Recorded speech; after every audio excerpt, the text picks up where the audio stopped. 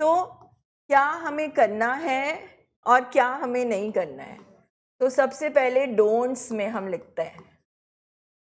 तो डोंट्स में हम कहते हैं कि नो इनेबलिंग,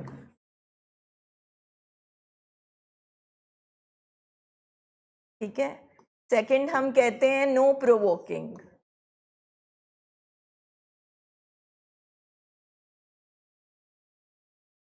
और नो स्टोन वॉलिंग,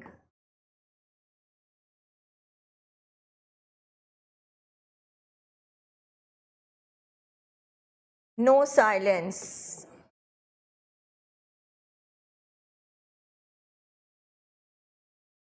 नो वायलेंस,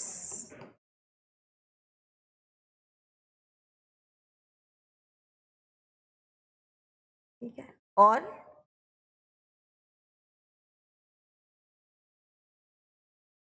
ये सबका वो होता है ना, शहंशाह है कोडिपेंडेंसी। हाँ, मतलब नो कंट्रोलिंग, बट ये स्टार अट्रैक्शन है, क्योंकि जो कोडिपेंडेंट होता है वही कंट्रोल करता है।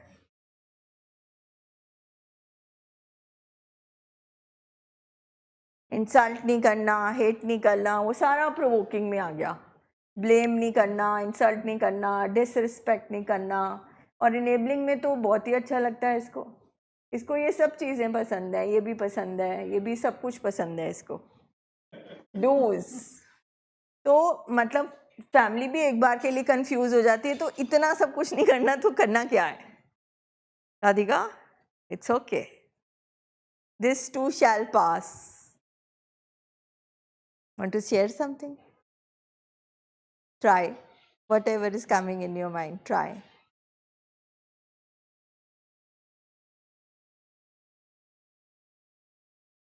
It's okay.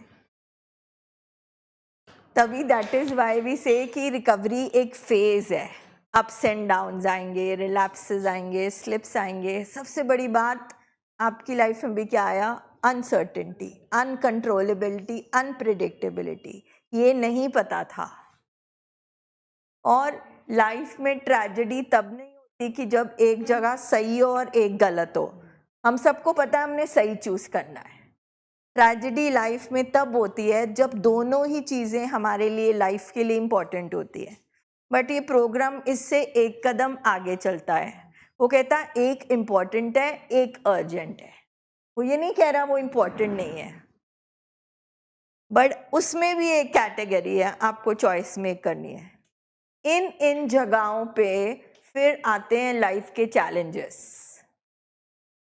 सो सबसे खूबसूरत चीज़ जो ये प्रोग्राम देता है वो एक वर्ड है एक्सेप्टेंस। कि जब तक आप किंतु परंतु करते रहोगे, जब तक आप एक्चुअली एक्सेप्टेंस एक ही वर्ड है, हम फिर भी इसको डिवाइड कर देते हैं बिकॉज हम पहले पेनफुल एक्सेप्टेंस में होते हैं। फिर एक दिन आता है कि ज़िंदगी मनवा ही देती है, भैया बेटर है ग्रेसफुल एक्सेप्टेंस कर लो क्योंकि तुम्हारे हाथ में कुछ नहीं है, कि मान लो। फिर that is the time you are just कि okay whatever comes I will accept. Acceptance, अगर लाइफ में कुछ प्रॉब्लम हो गई है, acceptance, how to face it. अगर ये ऐसी सिचुएशन आ गई है, एक्सेप्ट करो, आप और कुछ कर ही नहीं सकते। तो लेट गो, लेट गॉड। हर चीज़, हर एक फॉर्मूला ट्रेनिंग में जो यहाँ पर पेशेंट और फैमिली को सिखाया जाता है, पॉज ले लो, ये सब चीज़ें करो, इज़ ऑल दैट। ठीक है। तो coming back to this, acceptance तो है ही। तो अगर हमें इनेबलिंग प्रोवोकिंग नहीं करनी, तो हमारे लिए जो हम एक्चुअली लाइफ में कर चुके होते हैं, हमें टफ लव सीखना पड़ता है।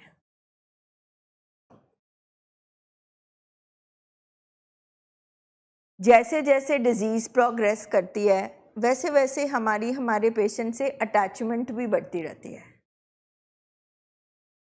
मतलब इतने साल हो गए, अब हम साथ रह रहे हैं, हम डिपेंडेंट हो जाते हैं, हम आदत पड़ जाती है। जैसे घर में कोई 3-4 दिन के लिए चला जाए तो you automatically miss the person, you start missing the person.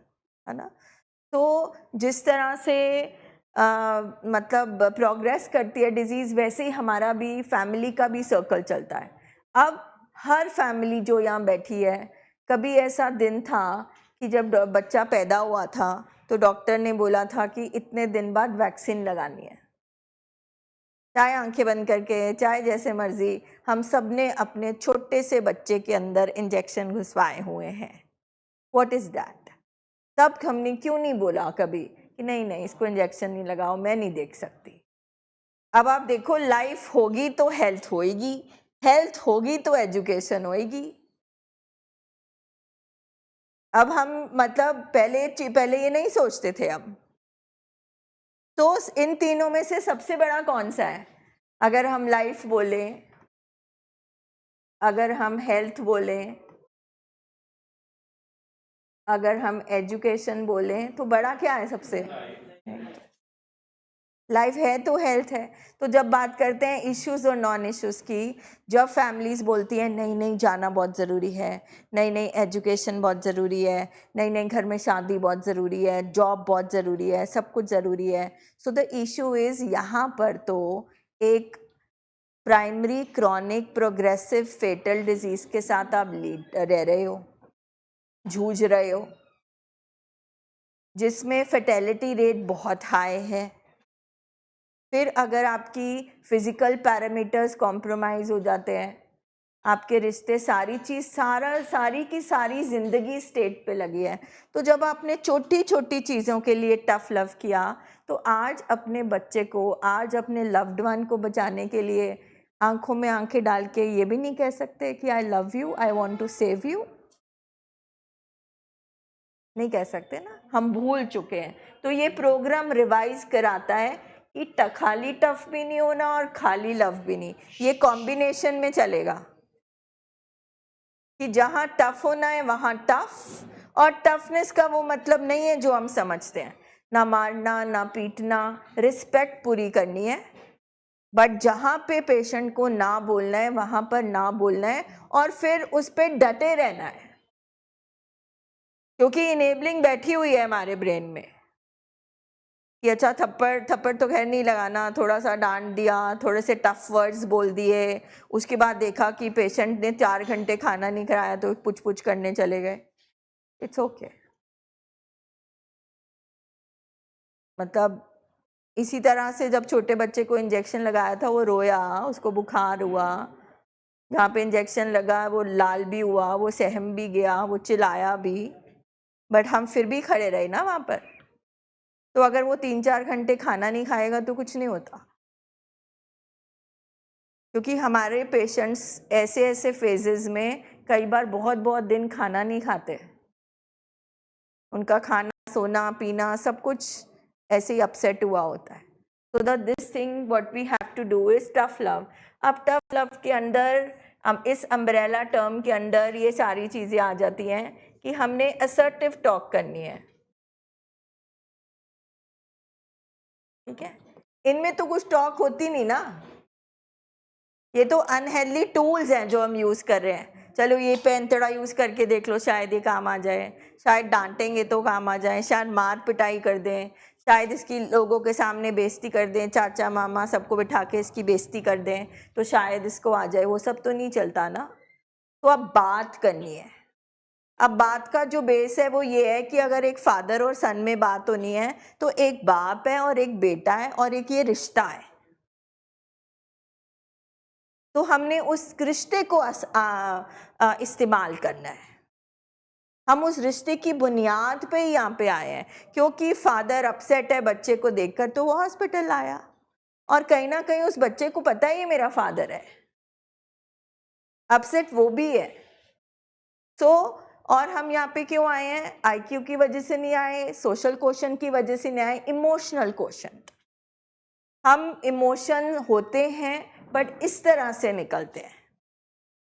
तो यहाँ पे हमें असर्टिव टॉक करनी है, जिसमें सबसे बड़ी बात क्या क्या उसमें इंग्रेडिएंट्स होने चाहिए, रिस्पेक्ट होनी चाहिए,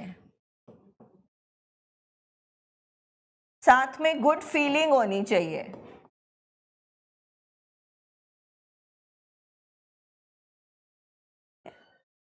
अब एक तरीका कहने का, बेटा आई लव यू, आपको इलाज करा लेना चाहिए।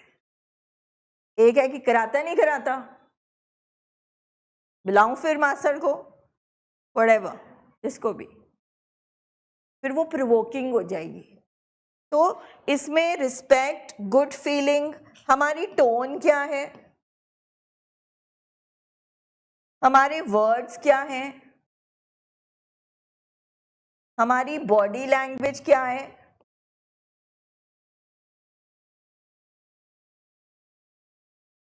अब 2 दिन पहले आपने अपने लव्ड वन से थप्पड़ खाए हो या मार खाई हो या कोई ऐसी चीज़ हो, तो 2 दिन में कोई डॉक्टर भाटिया जादू नहीं कर सकते बैठ के कि आप वो जो अंदर थोड़ी सी नफरत सुलग रही है और गुस्सा सुलग रहा है वो एकदम गायब हो जाएगा।